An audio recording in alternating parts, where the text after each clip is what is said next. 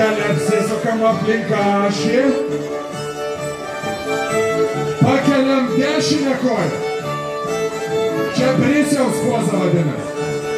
Tada kairę koją pakeliam. Tada abidvi kojas pakeliam. Mums liko labai nebedaug laiko rekordo užfiksavimui. Dar keičiam pozą. Kokie dar 15 sekundžių. Dar keičiam pozą. 2 minutės turi viskas užtrukti. Keičiam pozą, o dabar galim polko žingsneliu daryti va taip. Hop, hop, hop, hop, hop, hop, hop. Pasiruošę, skrybėlės, nuleidžiam į apačią. 3, 2, 1 ir metam!